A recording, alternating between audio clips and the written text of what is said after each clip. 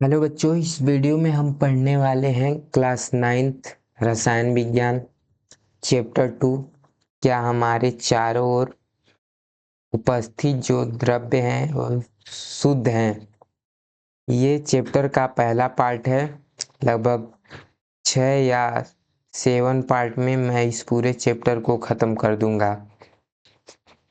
इस पार्ट में हम पढ़ेंगे शुद्ध पदार्थ के बारे में, तत्व और यौगिक के बारे में। इससे पहले हमने क्लास 9th का पहला चैप्टर पढ़ा दिया है, जिसको मैंने 4 पार्ट में ख़त्म किया था। इसका नाम है हमारे आसपास के पदार्थ। उसमें हमने 3 वीडियो में थ्योरी कवर किया था और उसके बाद हमने एक वीडियो में एनसीईआरटी के जो अभ्यास प्रश्न होते हैं उसको हमने कवर किया था। तो आप ये भी वीडियो देख लीजिए। और ये दूसरा चैप्टर है, इसको भी मैं 6 से 7 लेक्चर में कवर करा दूंगा। तो सबसे पहले हम देखते हैं शुद्ध पदार्थ के बारे में। तो शुद्ध पदार्थ के बारे में देखिए। शुद्ध पदार्थ समझने के लिए सबसे पहले हमें एक ग्लास लेना पड़ेगा, जो नमक और जल और एक बालू और प्लस एक नमक का रहेगा। ठीक है, अब देखिए, क्या हम एक नमक का ग्लास लेते हैं छोटा सा, और जल का एक गिलास लेते हैं, और बालू और नमक का लेते हैं। इन सभी में हम नमक का ग्लास नमक भरते हैं, इसमें जल भरते हैं, इसमें बालू और नमक का हम लोग मिक्सचर भर देते हैं। तो जब हम इसमें नमक का कण भरेंगे तो इसे देखने के बाद हमें पूरी मात्रा देखने के बाद हमें नमक ही दिखाई देगा। नमक का ही कण पूरे गिलास में दिखाई देगा। उसी प्रकार इसमें देखने पर ये जल का कण पूरा ही दिखाई देगा। उसके बाद हम ये देखते हैं तो इसमें बालू और नमक के दोनों कण दिखाई देंगे। तो जो शुद्ध पदार्थ का डिफिनीशन है वे यह बोलता है कि वे पदार्थ जिनमें केवल एक ही प्रकार के कण उपस्थित होते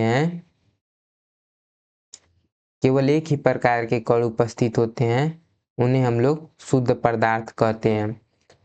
तो देखिए, अब हम लोग नमक को देखते हैं और जल को देखते हैं। इसे देखने के बाद इसमें केवल एक ही प्रकार के कण हमें नजर आएंगे, यदि हम एक गिलास में नमक भरते हैं और जल भरते हैं।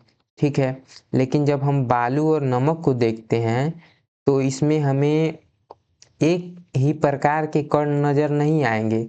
इसमें हमें बालू और नमक के दोनों कण नजर आएंगे। इसीलिए जो ये वाला है ये अशुद्ध पदार्थ की श्रेणी में आ जाता है।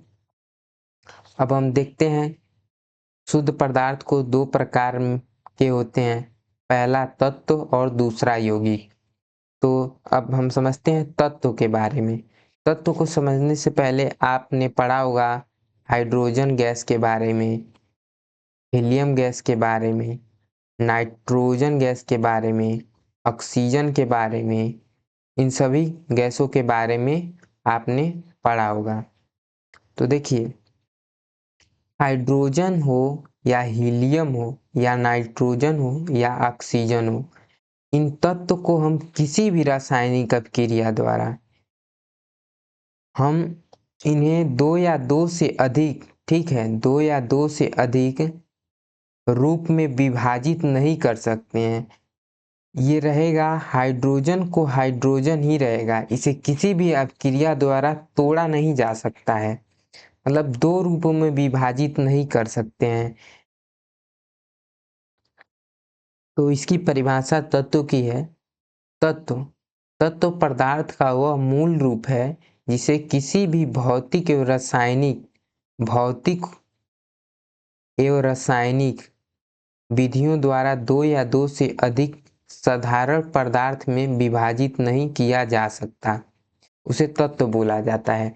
मतलब कि हाइड्रोजन हो, हीलियम हो, कोई भी तत्व हो, उसे हम रासायनिक या भौतिक विधि द्वारा दो या दो से अधिक साधारण पदार्थ में विभाजित नहीं कर सकते हैं, वह रहेगा अपने ही रूप में। दो नोट हैं जिसे आप लोग देखिए। पहला है कि अब तक 118 तत्व खोजे गए हैं, जिनमें से 92 तत्व जो हैं वो प्राकृतिक हैं और 26 तत्व हैं वो मानव निर्मित हैं। दूसरा है कमरे के तापमान पर 25 डिग्री सेल्सियस पर ब्रोमीन और तथा मरकरी द्रव अवस्था में पाए जाते हैं। 25 डिग्री सेल्सियस पर जो ब्रोमीन एक तत्व है और मरकरी एक तत्व है, ये दोनों द्रव अवस्था में पाए जाते हैं। उसके बाद हम तत्व को 3 प्रकार में बांटा गया है जिसके बारे में हम पढ़ेंगे। तो तत्वों को 3 भागों में बांटा गया है। पहला है धातु, दूसरा अधातु, तीसरा है उपधातु। धातु वे पदार्थ होते हैं, धातु वे तत्व होते हैं जो अपने इलेक्ट्रॉन त्याग कर धनायन बनाते हैं। जैसे हम लोग नमक का फार्मूला पढ़े हैं NaCl, केमिकल फार्मूला, तो जिसमें होता है सोडियम, इस पर पॉजिटिव चार्ज, और जो होता है क्लोरीन, इस पर निगेटिव चार्ज होता है। क्योंकि जो सोडियम है वो अपना इलेक्ट्रॉन क्लोरीन को दे देता है, इसीलिए ये धनायन है। और इसी के वजह से जो सोडियम है वो तत्व के श्रेणी में आ जाता है। तो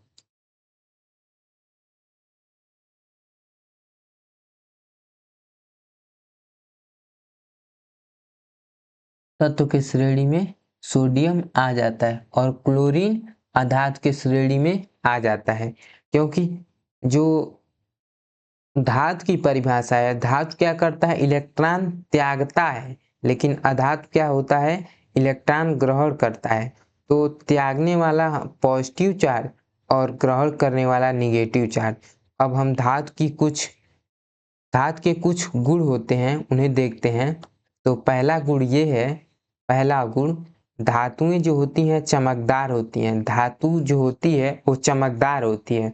मतलब कि यदि हम तांबा लेते हैं और तांबा को प्रकाश में रखते हैं तो उसकी सतह चमकदार हमें प्रतीत होगी।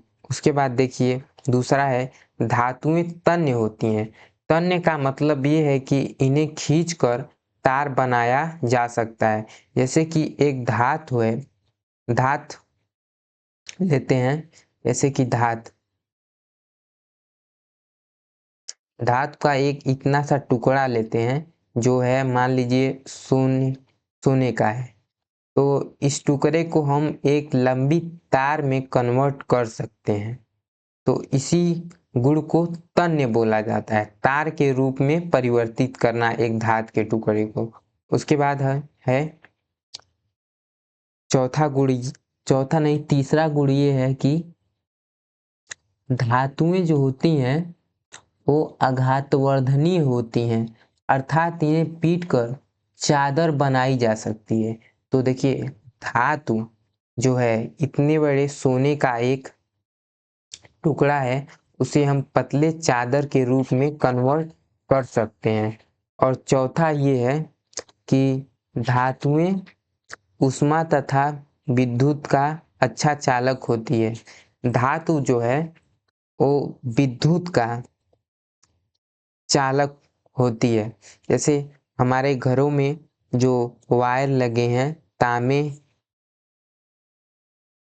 तांबे के तार के हैं, और कोई भी वायर हो तो जो उसके अंदर तत्व है वह धातु का है, क्योंकि धातु ही विद्युत का अच्छा चालक होता है, जिसकी वजह से वायर में करंट आता है। उसके बाद हम पांचवा गुण देखते हैं, धातुएं सामान्य ताप पर 25 डिग्री सेल्सियस पर ठोस होती हैं। जो धातु होती हैं वो 25 डिग्री सेल्सियस पर ठोस होती हैं।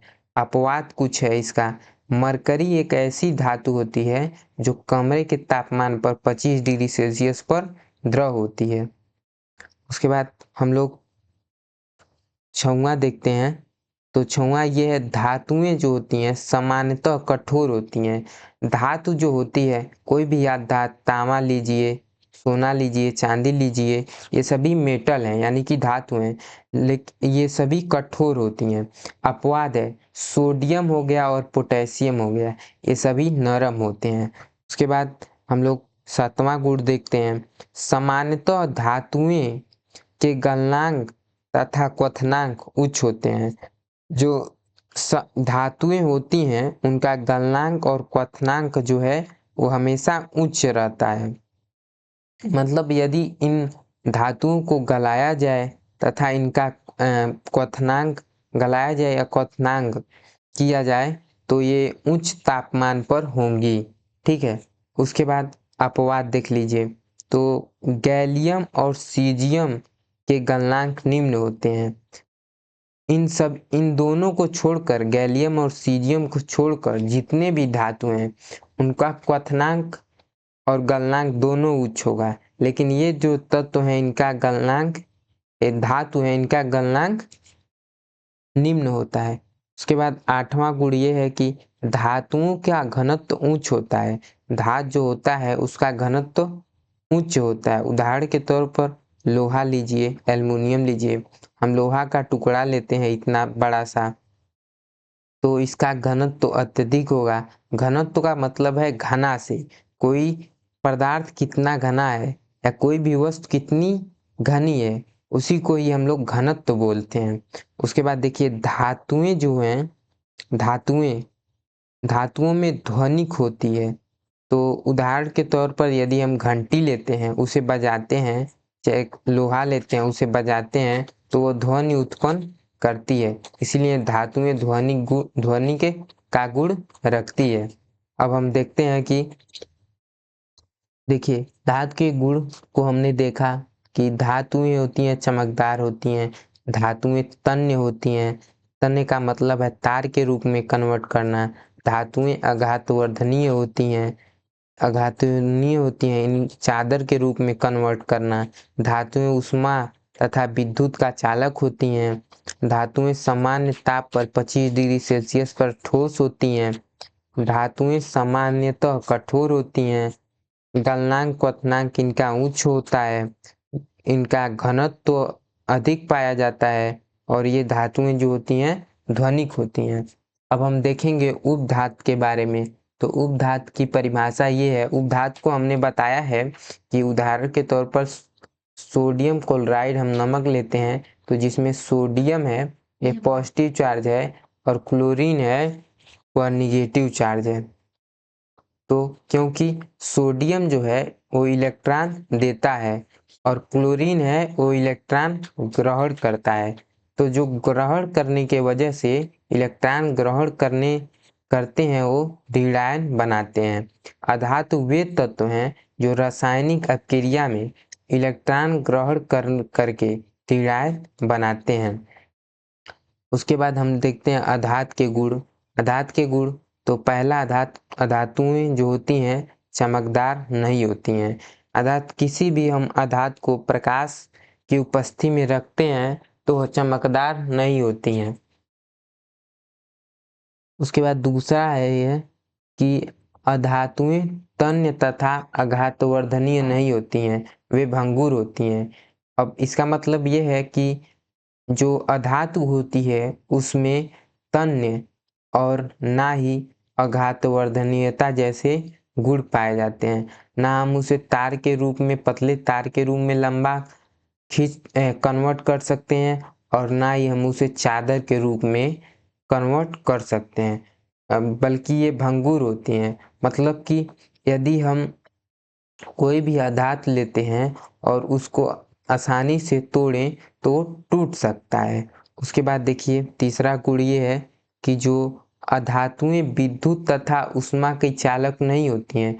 जितने भी अधातु हैं वो ऊष्मा और विद्युत का चालक नहीं होती हैं। कुछ अपवाद है, जैसे ग्रेफाइट है। ग्रेफाइट एक ऐसी अधातु है जो विद्युत का सुचालक होता है। ये करंट पास करता है। यदि हम ग्रेफाइट से करंट पास कराना चाहें तो ये पास करेगा। उसके बाद हम देखते हैं कि अधातुएं जो होती हैं वो मुलायम होती हैं।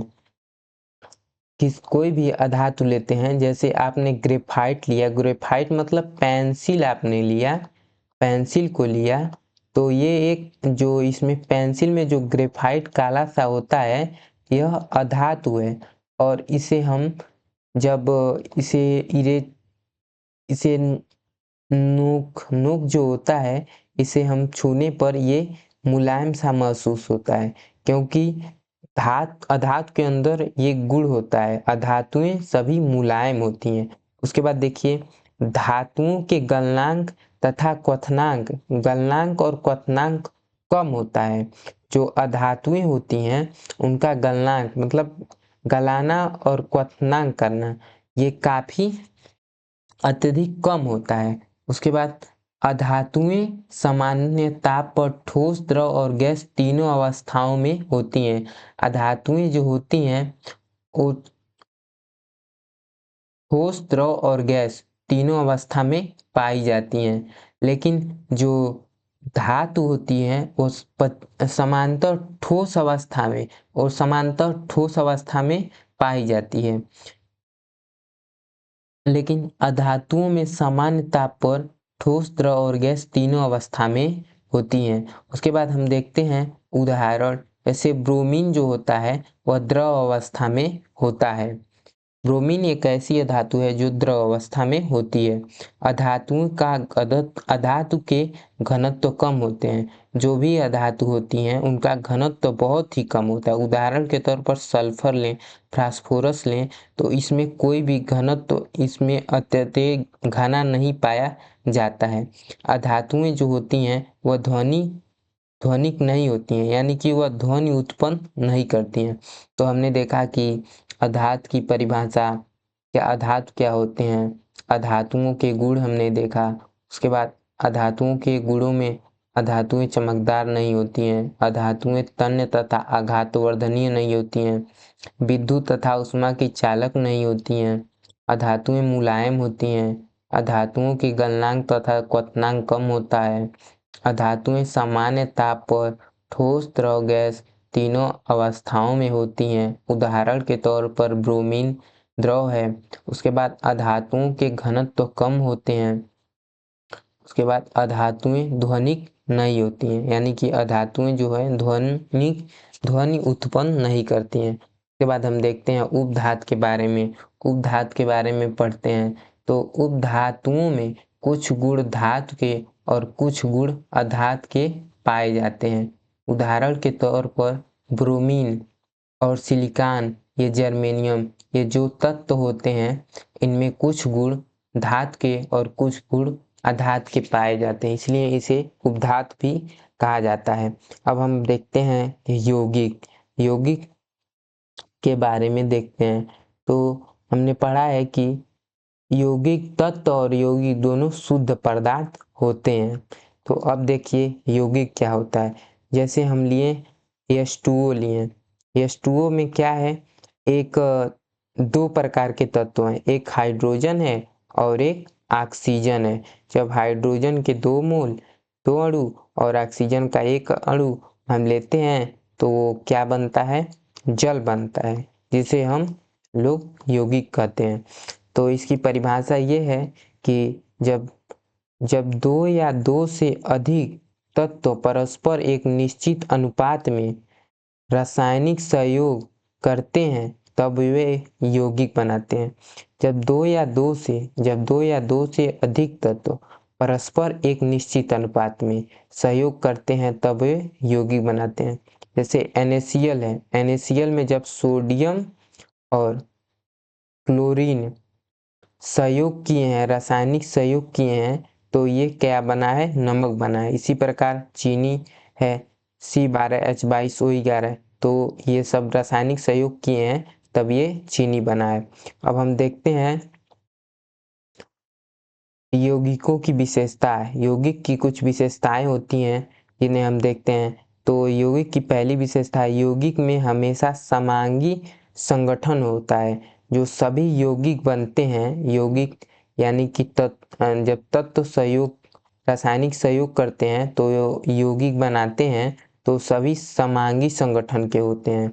ठीक है, उसके बाद देखिए यौगिक यौगिक के निर्माण में भाग लेने वाले सभी तत्व एक दूसरे से निश्चित अनुपात में संयुक्त होते हैं। जैसे कि H2O हमने पानी बनाया तो जो भी तत्व हैं जैसे हाइड्रोजन हो गया, ऑक्सीजन हो गया, ये एक दूसरे के निश्चित अनुपात में होते हैं। ठीक है, एक निश्चित अनुपात में होते हैं। उसके बाद हम लोग देखते हैं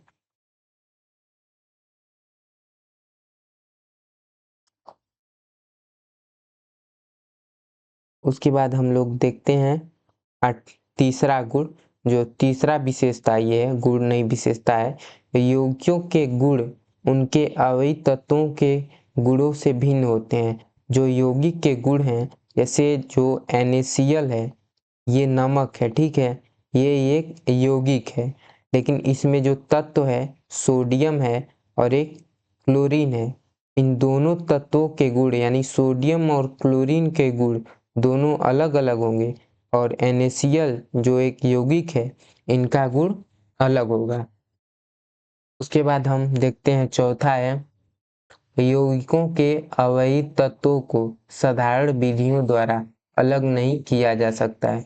जो यौगिक में अवयवी तत्व हैं, इसका मतलब यह है कि जो यौगिक है H2O हो जाए तो इन्हें साधारण विधियों द्वारा जो इसमें तत्व है जैसे हाइड्रोजन और ऑक्सीजन, ये जो तत्व दो हैं इन्हें किसी भी साधारण विधि द्वारा अलग अलग नहीं किया जा सकता है। ठीक है, यानी कि हाइड्रोजन हो या ऑक्सीजन हो, इन्हें हम कभी भी विभाजित नहीं कर सकते हैं दो या दो से अधिक रूपों में। उसके बाद देखिए पांचवा गुण ये है कि यौगिकों के निर्माण या वियोजन में ऊष्मा के रूप में ऊर्जा निकलती है अथवा अवशोषित होती है। तो जब यौगिक कोई बनता है जैसे सोडियम और कैल्शियम लेकर क्लोरीन लेकर हम नमक बना रहे हैं तो इसमें कुछ ऊर्जा जो है कुछ ऊर्जा निकलती है और कुछ ऊर्जा यानी अवशोषित होती है, यानी कुछ ऊर्जा बाहर निकलती है और कुछ को ऊर्जा देना पड़ता है। उसके बाद हम लोग देखते हैं यौगिकों के क्वथनांक तथा गलनांक निश्चित होता है। जो भी यौगिक हैं जैसे NaCl हो गए, इन सभी यौगिकों का कितने तापमान पर इसका गलनांक और क्वथनांक है ये सभी निश्चित होते हैं। उसके बाद यौगिकों की बनावट, जो यौगिक होते हैं इनकी बनावट तथा रंग सभी स्थानों पर समान होता है। जो यौगिक हैं जैसे NaCl है, इनका बनावट पूरी दुनिया में हम जहाँ भी जाएं नमक बनाएंगे तो हमें सोडियम और क्लोरीन की ज़रूरत पड़ेगी। तो वही लिखा है यौगिकों की बनावट तथा रंग सभी स्थानों पर समान होते हैं। कहीं भी हम बनाएं तो नमक जो है वो NaCl हम लेते हैं तो सफ़ेद ही बनेगा, यानी सभी जगह पर सफ़ेद ही होगा और सभी जगह पर हमें बनाने के लिए सोडियम और क्लोरीन की ज़रूरत पड़ेगी। उसके बाद हम लोग ये यौगिक के बारे में पढ़ें, यौगिक के बारे में पढ़े हैं और यौगिक की विशेषताएं के बारे में। अब हम देखते हैं यौगिकों के प्रकार। तो पहला है अकार्बनिक यौगिक और दूसरा है कार्बनिक यौगिक। तो अकार्बनिक यौगिक वे यौगिक जिसमें कार्बन उपस्थित नहीं होता है उसे अकार्बनिक यौगिक कहते हैं, और कार्बनिक यौगिक वे होते हैं इसमें कार्बन और हाइड्रोजन दोनों उपस्थित होते हैं, उसे हम लोग कार्बनिक यौगिक कहते हैं। तो ये जो हैं ये अकार्बनिक यौगिक जो हैं वे यौगिक जो खनिज हो गया, खनिज लवणों, अम्लों, क्षारों तथा गैसों से प्राप्त होते हैं। ये जो है खनिजों, लवणों, अम्ल, क्षारों तथा गैसों से प्राप्त होते हैं तो अकार्बनिक यौगिक कहलाते हैं। इनमें कार्बन नहीं होता है। उदाहरण के तौर पर आपने जल को देखिए, नमक को देखिए, कार्बन डाइऑक्साइड को देखिए, सल्फ्यूरिक अम्ल को देखिए। देखिए इसमें कार्बन उपस्थित है लेकिन हाइड्रोजन उपस्थित नहीं है, इसलिए ये कार्बनिक यौगिक नहीं है। बल्कि कार्बनिक यौगिक की परिभाषा कार्बन यौगिक का मतलब ये है कि जिसमें कार्बन और हाइड्रोजन उपस्थित होते हैं उसे कार्बनिक यौगिक कहते हैं। वे यौगिक जिनमें कार्बन, ठीक है, कार्बन और तथा हाइड्रोजन उपस्थित होते हैं कार्बनिक यौगिक कहलाते हैं। ये मुख्यतः पेड़ पौधे और जंतुओं से प्राप्त होते हैं, ये इससे प्राप्त होते हैं। जैसे उदाहरण लेते हैं, उदाहरण तो जैसे मेथेन हो गया, चाहे एथेनॉल हो गया, चाहे ग्लूकोज हो गया, चाहे चीनी हो गया। तो जब भी इन्हें हम लोग बनाएंगे तो जैसे देखिए ये भी बनाए तो इसमें कार्बन और हाइड्रोजन उपस्थित है, ये भी बनाए तो इसमें कार्बन और हाइड्रोजन उपस्थित है, ये भी बनाए तो कार्बन और हाइड्रोजन उपस्थित है। तो कार्बनिक यौगिक वे यौगिक होते हैं जिसमें कार्बन और हाइड्रोजन दोनों उपस्थित होते हैं, बल्कि अकार्बनिक वे यौगिक होते हैं जिनमें कार्बन उपस्थित नहीं होता है। ये खनिज और लौह अम्ल क्षारों से प्राप्त होते हैं और ये पेड़ पौधे और जंतुओं से प्राप्त होते हैं। धन्यवाद।